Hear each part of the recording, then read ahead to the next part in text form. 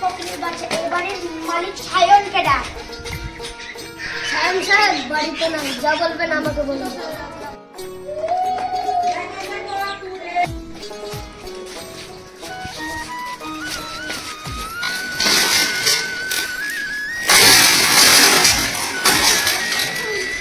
ফকিরের বাচ্চা তোকে কেন বলতে দেবে?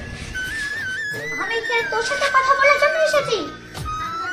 তোর সঙ্গে কথা নেই, এবারে মালিক সায়নকে দেখে নেই। আমি এখানে তোর সঙ্গে কথা বলার জন্য এসেছি, আমি তোর সাথে কোনো কথা বলবো না। এবারে মালিক সায়নকে ডেকে নিয়ে আয়। তোর সঙ্গে কথা বলে বাড়ি লাভ নেই, এবারে সায়ন মালিককে ডেকে নেয়।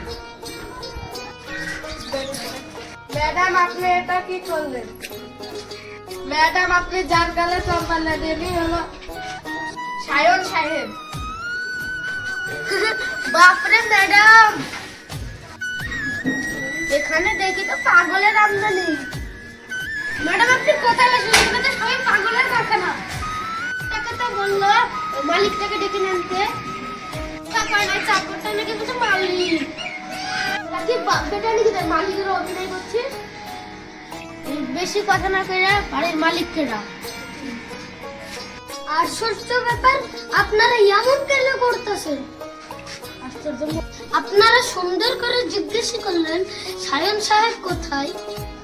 আমি আপনাকে সুন্দরভাবে বললাম, যা বলার আমাকে বলেন, কোনো সমস্যা নেই। আমার কথা আপনারা বোঝার চেষ্টা করছেন না।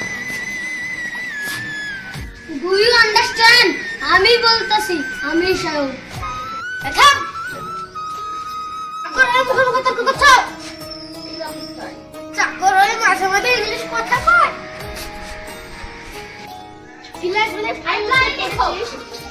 বাবাটা চাকরের কাজ করছিস? চাকরের মুখ আবার ইংলিশ? আমি ব্যস্ত করছি। ফকিরের বাচ্চা, আমি এতক্ষণ চুপ করেছিলাম। তোর সঙ্গে কথা বলার আমার কোনো ইচ্ছে ছিল না। তোর লেভেলটা আমার লেভেলটা সমান না। সঙ্গে কথা বলে আমার সময়টা নষ্ট করতে চাই না। তুই আমাকে চুপ থাকতে দিলি না।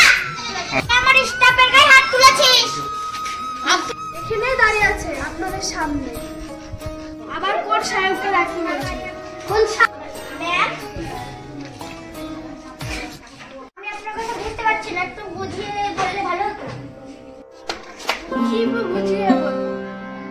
এটা আমার ছেলে সায়ন সাহেব, এরা সবকিছুর বাড়ি। থাক মা, ওদের যেমন একটু বুঝতে অসুবিধা হয়েছে। আমার মা যা বলতেছে একদম ঠিক কথাই বলতেছে। আমি সায়ন সাহেব। আপনি যেই কোম্পানির সঙ্গে আপনারা ডিল করতে আসছেন, সেই কোম্পানির মালিক হলো আমি।